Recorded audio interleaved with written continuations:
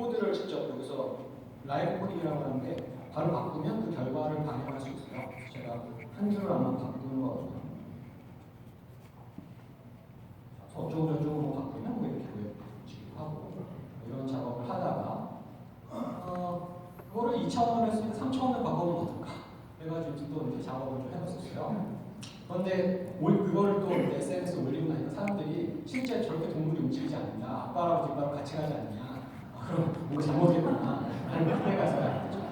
그래서 이런 걸 만들다가 하나 만들면 제가 또 잘하는 거 여러 개로 바꾸는 건데 여러 개로. 근데 이미 늦었어요. 그때 이미 다 같이 아빠니까 같이 하고 있죠. 그래서 이런 거를 만들어 보다가 지금 소리가 계속.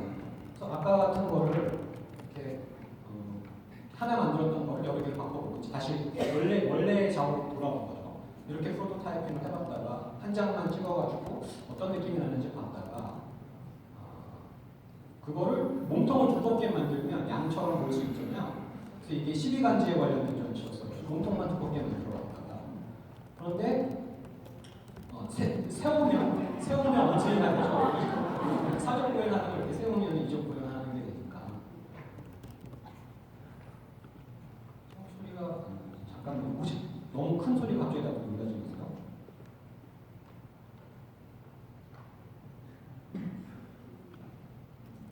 그래서 뭐 이런 거 하다가 저 기본 구조를 바꾸는 거는 해결이 안 되는데 이제 뱀 같은 거죠. 그래서 이런 거는 꿈틀이 같은 느낌이긴 한데 다른 식으로 만들었습니다. 그래서 지금 이거는 사이파에 대응을 시켜가지고 저게 움직이는 거에 맞춰 소리가 나는 실험 같은 것도 했었고요. 좀 소리가 들리긴 하지만.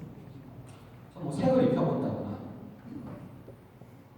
같이 이렇게 어울리게 한다거나 배경을 좀 넣어보고 근데 이 배경을 하니까 배경이 별로 마음에 안 들었던지 사람들이 라이크를 그렇게 많이 주지 않더라고요. 그래서 이건 아닌가 보다 라고 생각해가지고 좀 변형을 다시 해보고 그랬었습니다.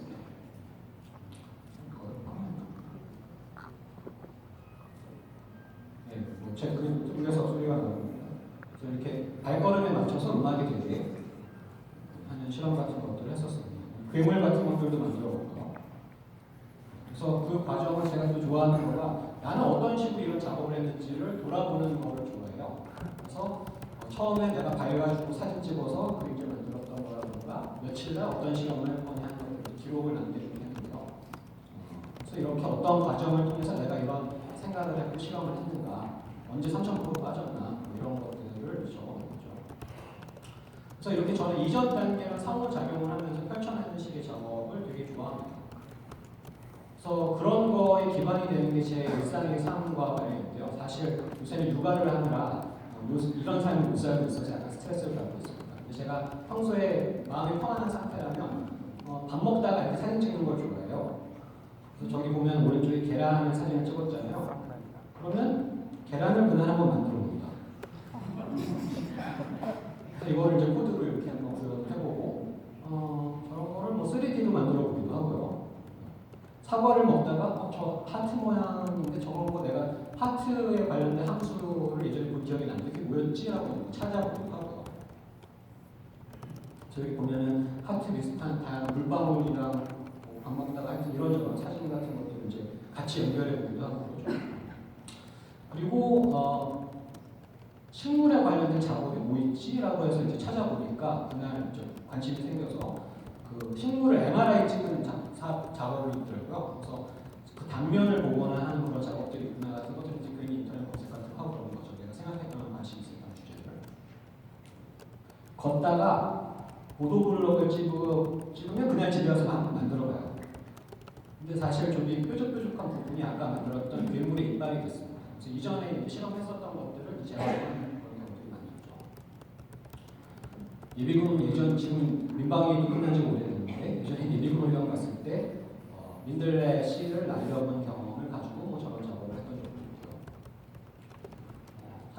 산책을 좋아하는 편인데요. 산책하다가 저는 제 평소의 경험을 이렇게 작업으로 바꾸는 거를 좋아합니다. 그래서 버스 타고 가다가도 코딩하고 영화 이거 몇 년 2014년에 루시라는 영화가 있었는데 그때 그 영화 보고서는 저런 문은 어떻게 만들어 볼 수 있을까 하여튼 뭐 그런 이거는 어느 날 카페에서 이렇게 입자에 관련된 거를 가지고 이제 돌아보고 있었는데 그날 타임라인에 누가 지브리 전시를 가서 저렇게 뭐죠? 검댕이 요정인가? 뭐 그런 거를 누가 올린 걸 보고서 좀 전에 만든 거를 붙여보면 어떨까? 라는 생각이 나가지고 저렇게 아까 만들었던 거 한번 붙여보고 그거가 이제 여러 개를 나오게 해보고 이런 거를 딱히 의미 없지만 그냥 잉여력을 발휘하는 거죠. 저는 잠을 오래 자는 편인데 왜냐하면 잠잘 때 해마가 작동을 해서 낮의 경험을 내재화시키잖아요. 그래서 잠을 자야 되더라고요. 그래서 혹시나 해가지고 자기 전에 페이퍼 좀 읽고 자고 그런 관련된 시스템대로 이제 일상에서 코딩하는 그런 얘기인데요. 이거 말고 하나가 더 있는데 이것도 비슷한 얘기인데요. 이거는 작년에 응용수학회에서 발표를 했었던 건데 어느 날 이때도 산책을 했었네요. 까치 깃털을 산책하다가 발견해서 궁금증이 생긴 게 저 깃털 안에 저 작은 깃이 몇 개가 있을까 하는 궁금증이 생겼어요. 근데 그걸 세보려니 귀찮으니까 구현을 집어서 해봤어요. 시각적으로 밀도가 비슷하면 결국에 비슷하지 않을까 하는 가설을 가지고 근데 그걸 검증하려면 결국은 세야 되더라고요. 세보니까 얼추 맞았습니다. 그래서 그날은 깃털에 관련돼서만 한번 탐구를 하는 거죠. 그래서 이제 근데 제가 이렇게 글을 올렸더니 누가 친구가 저게 이제 뭐 치타의 그런 어떤 문이 생기는 거라던가 이런 거하고 관련 있는 거 아닌가? 근데 그건 다른 거 아니야라고 이제 제가 했다가 또 찾아보니까 그게 또 관련이 있더라고요. 그래서 뭐 그런 거에 관련된 거 이제 탐구하는 거고 실제로 어떤 깃털을 구현한 논문이 있나 그거 찾아보기도 하고 그래서 근데 이제 그런 거에 근간이 되는 거가 이게 튜링이 기여했던 튜링이 이제 죽기 얼마 전에 작업을 했었던 건 모포로지 모포로지를 뭐라고 얘기했는지 잘 모르겠는데 어쨌든 발생학 그런 거에 관심이 있어요. 그런 거와 관련된 게 이제 리액션 디퓨전이라는 그런 어떤 알고리즘인데 그런 것들을 제가 예전에도 알고 있는데 자세히 들여다볼 생각을 안 해가지고 그 참여 한번 다시 문의가 생기는 거를 탐구를 해본 거죠. 저는 코딩을 이해하는 건 쉬운데 물리를 전공했지만 물리를 지금 제가 안 하고 있는 것은 물리를 포기했기 때문에 알 수 있죠. 너무 어려워가지고 그 길로 가지 않았습니다. 그래서 저는 사실 저런 수식 공식보다는 코드를 읽는 게 좀 편하거든요. 그렇죠? 그런데 이제 졸업을 한 지가 벌써 제가 부산학과거든요. 그래서 꽤 오래됐는데 저 삼각형 거꾸로의 제곱을 학교 다닐 때 분명히 배웠는데 여전히 내 발목을 잡는 걸 보고서는 이제는 이거를 알아야겠다. 시간이 한참 지났지만 한 20년이 지났지만 그걸 알아야겠다라는 생각이 들어서 이거를 다시 공부하는 시간을 그날 아마 가졌던 것 같습니다. 지금은 또 까먹었어요. 그래서 근데 이제 제가 작업을 하다 보면은 블랙박스를 놓고 해야 되는 경우가 많이 있어요. 근데 그게 예전에는 그냥 작업을 해야 되니까 별로 내가 만들고 싶은 게 우선이지 그걸 이해하는 게 우선은 아니거든요. 근데 지금은 좀 나이가 먹으니까 빈 구멍을 남았던 거를 좀 이해하고 싶어진다 하는 욕망이 생기더라고요. 그래서 그걸 어떻게 하면 좋을까를 이제 생각을 하는 거죠. 그래서 그 라플라스 오퍼레이터나 뭐 네뷸라 오퍼레이터 이런 것들을 좀 그냥 찾아보고 다시 칸 아카데미나 이런 데 들어가서 기초 공부도 해보고 그런 거를 하루가 아니라 거의 일주일 정도 했었던 것 같아요. 그래서 실제로 저거 알려면 편미공부터 같이 해야 되거든요. 편미공 코스 같은 것도 같이 해보고 그 다음에 이제는 시간적인 여유가 있으니까 편미분 그 기호를 누가 만들었나 편미분 개념은 누가 만들었더니 의장들을 만들었고요. 의장들은 초상화가 나와 있는 저 하나밖에 없는데 그러면 예전에는 그냥 진도 나가느라 빼먹었던 역사적인 이해 그런 것들을 이제 와서 다시 찾아볼 수 있는 마음의 여유가 있는 거죠. 그런 것들을 좀 찾아보고 그래서 가우스와 의장들의 어떤 쌍박질 같은 걸 찾아보고 그런 것들이 재밌는 시간이었습니다. 이것도 그 즈음에 산책을 하다가 그게 이제 아까 나왔던 그 기호가 벡터의 미분에 관련된 것인데 자연현상을 관찰할 때 저는 바람이 움직이는 것들이라던가 저렇게 얼음이 이렇게 녹아내려가는 거에서의 벡터 장 같은 것들이 뭐랄까 일상의 경험이 내가 예전에 배웠지만 까먹었던 거 그리고 좀 다시 회복하고 싶은 것들하고 긴밀하게 관련이 있구나 하는 것들을 알게 돼서 뭐랄까 조금 더 음미한다고 해야 될까? 그런 경험을 했던 것이 저한테 굉장히 소중하게 느껴졌습니다. 그래서 역시 내가 어떤 계적으로 이런 생각을 했는가 또 한번 살펴봤고 나 자신을 어떻게 재교육할 수 있을 것인가 그냥 생각들을 많이 합니다. 그래서 평소에 늘 작업했던 것들 다시 한번 그래서 그냥 그래서 뭐 이거는 평소에 작업하는 이렇게 렌더러 같은 거를 만드는 건데 늘 쓰던 코드가 그게 평미분한 관련이 있다는 걸 다시 깨달았던 순간들을 것들입니다. 그래서 결국에는 아마 그때 내가 극한을 잘 모른다는 생각에 엡실론 델타 목표까지 갔었던 것 같아요. 그때는 잠깐 아는 것 같은데 1년 지나니까 또 기억이 잘 안 나요. 그래서 이런 것들이 예전에는 불편했는데 까먹는 게 너무 자연스러운 거예요. 또 공부하면 되니까. 그래서 그런 것들을 좀 적어놨던 일입니다.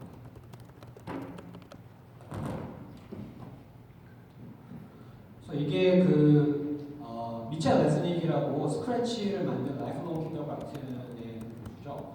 그분이 이제 많이 공부하는 건데 원래 오른쪽으로 표현을 잘 번역을 해본 건데요. 상상하고 실천하고 시행착오를 겪고 그 시행착오를 공유하고 반성적 사고를 하면서 내가 무엇을 배웠는지가 좀 확인하고 다시 상상하고 이거를 크리에이티브 스파이럴이라고 합니다.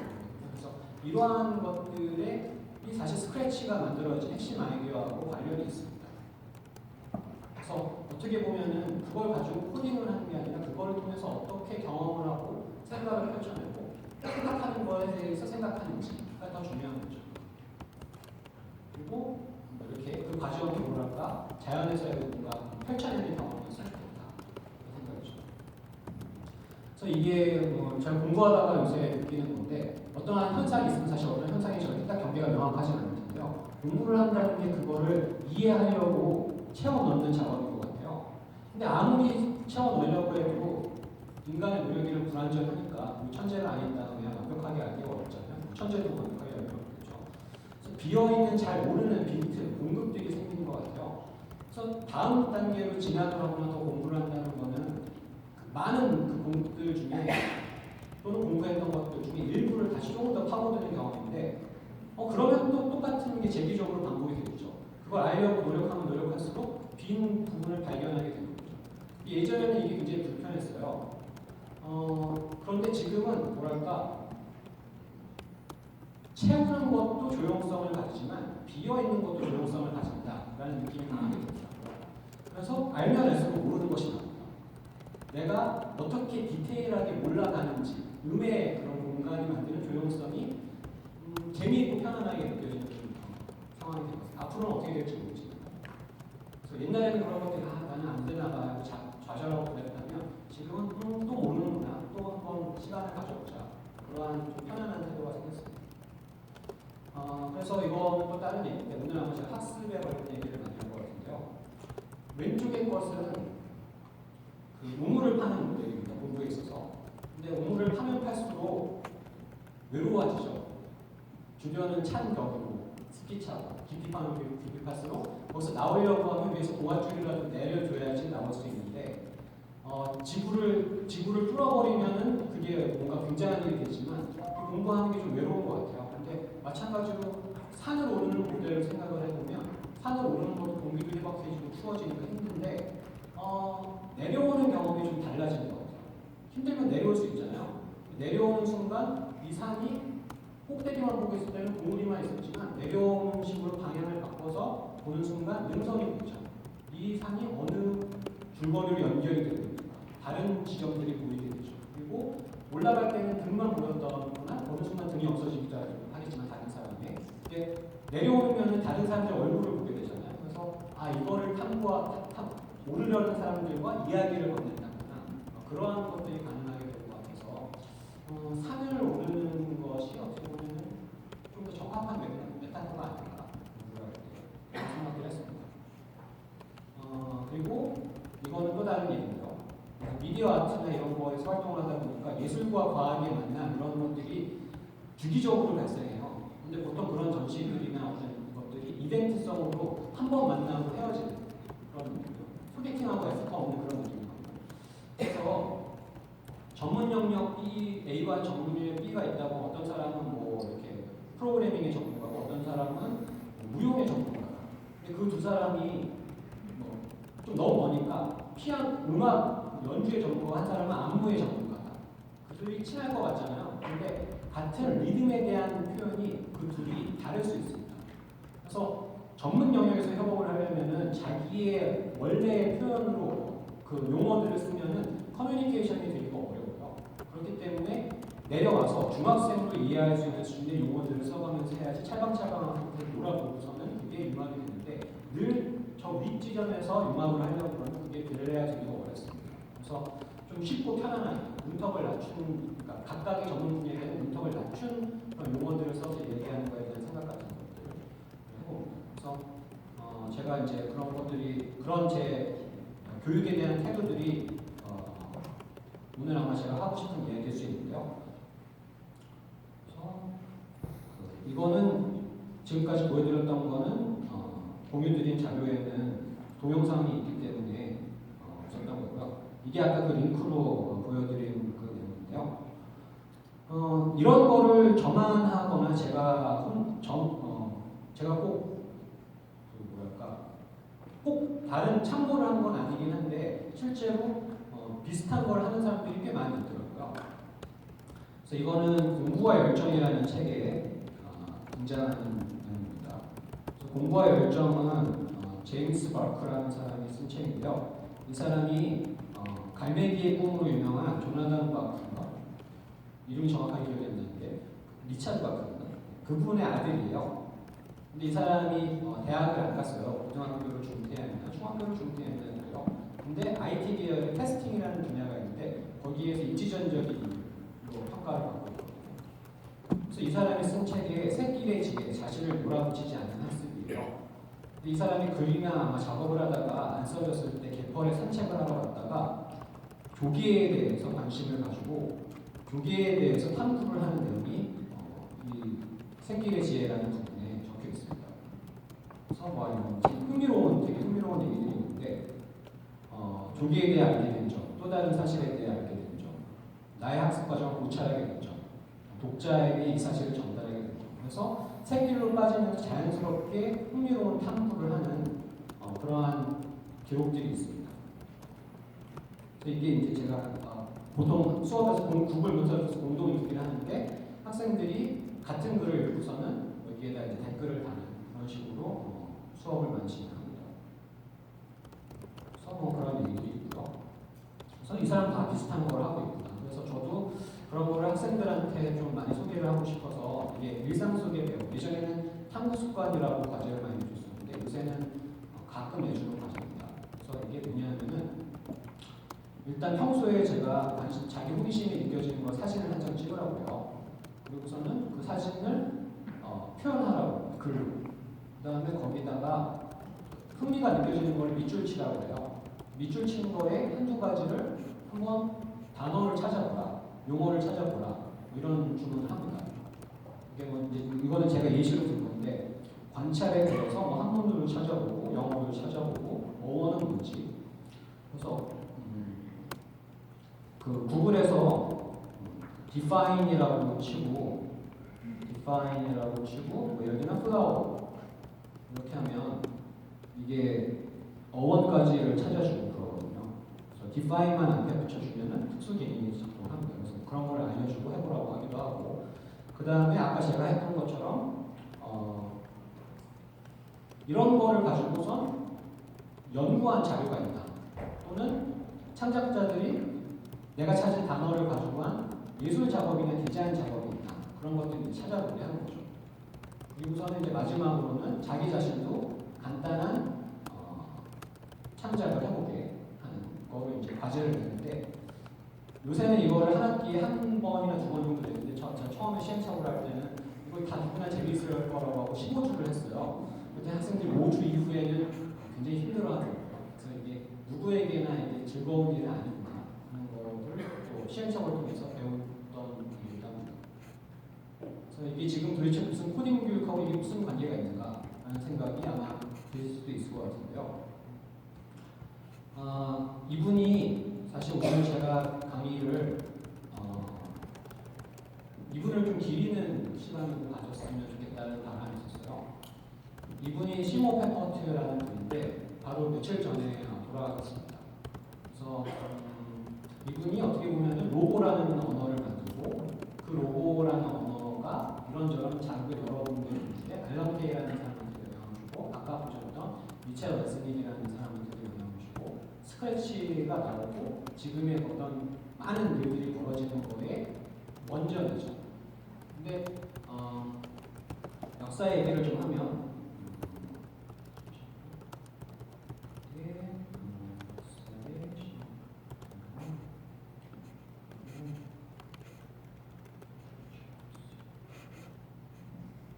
이게 아마 제가 보내드렸던 자료인데 그래서 올해가 저는 좀 많이 슬픈 해예요. 그래서 이게 언제 한번 2015년에 작년 이맘때 적었던 거예요. 그래서 스크래치, 스퀴, 엔트리 거꾸로 알아보는 프로그램의 역사인데 이런 것들은 다 건너뛰고요. 스크래치는 스퀴이라는 거에 영향을 받았습니다. 처음에는 그 스몰 토크라는 거에 그걸 기반으로 구현이 되어 있었죠. 그래서 스크래치 1.4, 요즘에 2.0 아니고 1.4를 보면은 저 R 모양을 Shift 누르고 클릭을 하면 특수한 기능을 볼 수 있어요. 그래서 그거를 끄면은 저렇게 스몰 토크라는 더 오래된 언어, 객체 지향 언어의 원전에 해당하는 그 언어로 그 스크래치를 살펴볼 수 있게 되어 있습니다. 스크래치가 스몰 토크 기반으로 만들어진 거거든요. 그래서 스크래치가 만들어진 거는 아까도 말씀드렸던 평생 유치원 그룹에서 만들어진 거고요. 이게 그쪽에 가면은 어떠한 그 노력과 논문들이 있었는지를 쭉 살펴볼 수 있습니다. 그래서 이게 존 말론이라는 사람이 주로 구현을 했었는데 스퀵, 그러니까 이 스크래치가 기반을 두고 있는 스퀵 스몰 토크는 1996년에 애플 컴퓨터에서 앨런 케이가 일하면서 개발이 됐었어요. 그리고 이게 현재 앨런 케이가 아직 생존해 있는데 VPRI라는 연구소를 운영하고 있습니다. 근데 거기에 이제 다양한 멘토들이 있는데 또 얼마 전에 제롬 브루너, 교육에서 이제 교육의 문화라는 저서로 유명하죠. 그래서 제롬 브루너가 멘토기도 하고 마비 민스키도 올해 돌아가셨는데 AI에 관련해서 굉장히 큰 기여를 했죠. 시모 페퍼트도 멘토였는데 바로 며칠 전에 돌아가셨고 이런 사람들이 그동안 한 5, 60여 년 동안 해왔던 노력에 기반을 두고 있습니다.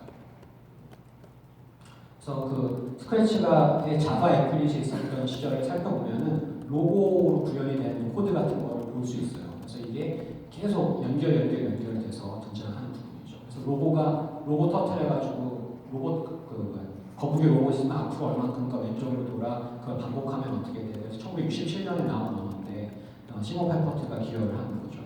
시모 페퍼트가 어떤 생각을 가지고 있었는가를 이해하는 게 굉장히 중요할 것 같아요.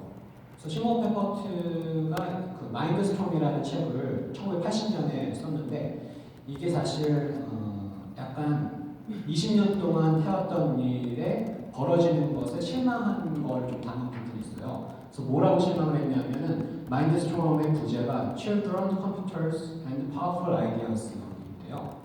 사람들이 저 앞에 두 단어, Children과 컴퓨터만 생각하고 Powerful Idea에 대해서는 생각을 안 한다. 내가 정말 이야기하려고 했던 거는 세 번째 단어인데 그거에 대해서는 별로 이야기를 안 하고 어린이가 컴퓨터를 쓰는 거 그거에만 관심을 가진다.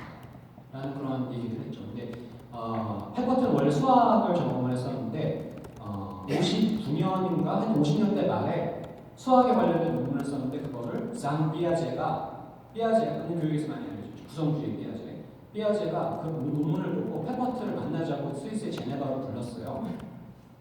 그래서 이제 그런 일들이 벌어졌죠. 그래서 페퍼트가 제네바에서 같이 삐아제랑 일하면서 삐아제는 이제 구성주의 컨스트럭티비즘을 얘기했다면 페퍼트는 조금 다르게 컨스트럭셔니즘을 얘기를 했는데 그런 어떤 어린이를 어떻게 학습하는 또는 학습의 기제에 관련돼서 굉장히 큰 통찰을 가지게 됩니다. 그래서 여기 보면은 이제 이거는 글씨가 짧아서 잘 안 보이지만 미첼 레슬리, 그러니까 아까 그 스크래치를 만든 MIT의 그 교수가 페퍼트의 어떤 아이디어에 흠뻑 빠졌는지. 미첼 레슬리는 원래 물리를 전공을 하고 과학 저술, 그러니까 어떤 신문에 과학 관련된 저술을 하는 기사를 쓰는 사람이었는데 페퍼트를 만나고 그 아이디어에 굉장히 감동을 해서 자신이 이런 일을 해야겠다라고 한 그런 걸 고백하는 듯한 페이퍼인데요. 굉장히 흥미롭습니다. 그래서 여기도 제가 강조해놓은 걸 보면 피아제와 함께 일해볼 때 페퍼트는 어린이들이 무엇을 하지 못하느냐보다는 무엇을 할 수 있느냐가 더 연구하기 흥미로운 주제라는 것을 납득했다. 교육을 바꾸는 방법은 어떤 교육적 기법에 집중하는 것이 아니라 교육 전체의 문화를 바꾸는 것이다. 그래서 갑자기 큰 주제가 나오는데 이분들이 하고 싶었던 거는 프로그래밍 교육을 하고 싶었던 건 아닌 것 같아요. 교육이라는 시스템을 바꾸고 싶었던 것일 수 있습니다. 그게 교육이 현대를 사는 것과 관련이 있는 거겠죠.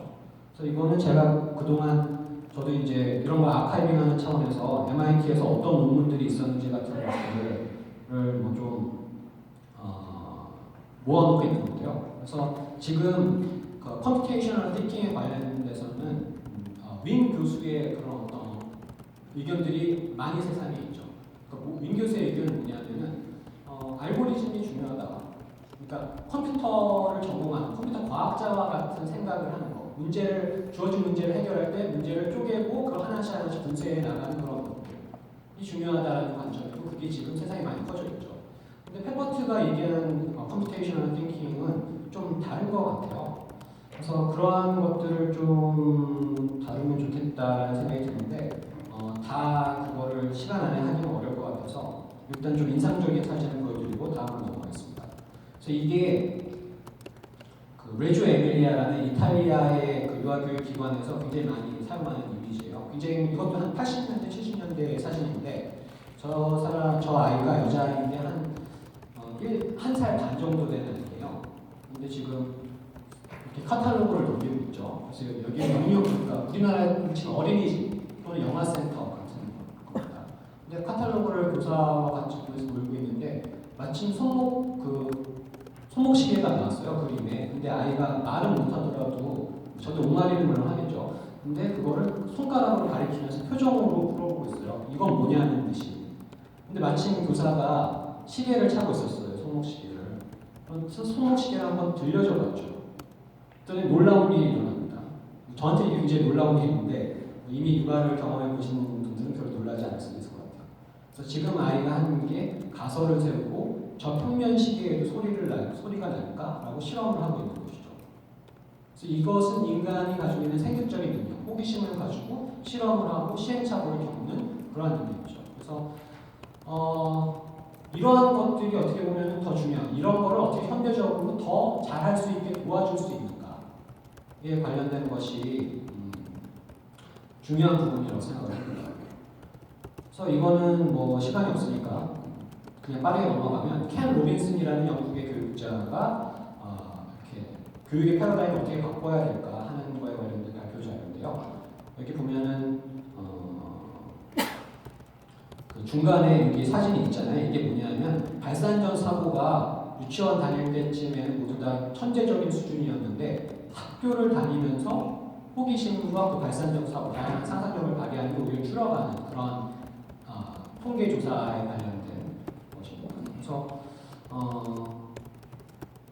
이거는 뭐 칸 아카데미를 만든 살만 칸의 저서인데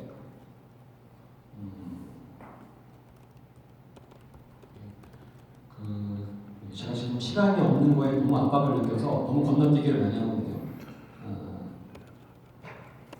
그래서 약간 좀 압축을 해서 얘기를 드리면 이제 여러분들이 이런 뭔가 스크래치나 아두이노나 이런 것들을 경험을 하고 실제로 현장에서 어린이들과 만나서 작업과 교육을 하게 되실 텐데 중요한 평가의 척도가 있었으면 하는 바람이 있어요. 그게 뭐냐면은 그걸 함으로써 이전에 보다 호기심이 늘었는가 줄었는가.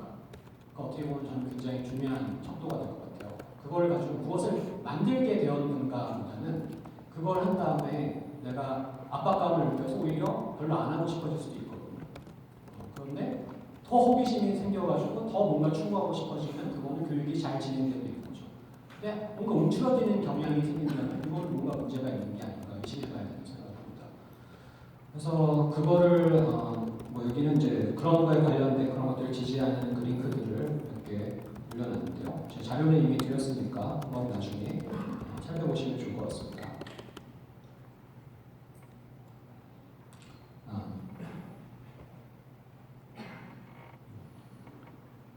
그래서 그런 것들하고 관련돼가지고 제가 보편적인 프로그래밍 교육에 관한 오해 같은 것들을 좀 글로 적어봤어요. 그래서 이게 페이스북 링크로 공개한 거라서 볼 수 있고 여기에 지금 링크가 없었네. 그 모음도 있는데요. 그래서 어떠한 오해를 피해 가는 것이 중요한가에 대한 생각들을 좀 적어놨습니다. 그래서 이게 그걸 왜 적었느냐 하면 제가 시각 디자인 학과에서는 벌써 한 6, 7년 전에 프로그래밍을 정규 과목으로 다뤘었어요. 근데 거기에 굉장히 많은 시행착오가 있습니다. 그래서 이게 뭐냐면은 제가 이번 연도 1학년 학생들의 그런 어떤 그 글쓰기에서 이제 뭐 이번 학기에 무엇이 뿌듯했고 학기 초반이나 중반에 무엇이 뿌듯했고 무엇이 아쉬웠는가 그런 것들을 적는 부분이에요. 근데 여기 아쉬운 거에 컴퓨터 프로그래밍이 많이 있죠. 이건 제 수업이 아니라 국민대는 현재 그 1학년에게 필수 교양으로 프로그래밍을 알려주고 있어요. 그래서 1학기에는 스크래치나 엑셀을 먼저 배우고 엑셀하고 스크래치를 배우고 2학기에는 파이썬을 알려주는데 무용을 전공하더라도 프로그래밍을 배워야 돼요. 그래서 그런 선도 학교가 되려고 노력을 하고 있습니다. 근데 여기에 보면은 반발심만 더 커질 뿐이다. 프로그램을 학교에서 이런 걸 편성한 책임 잘못이 있다고 생각한다.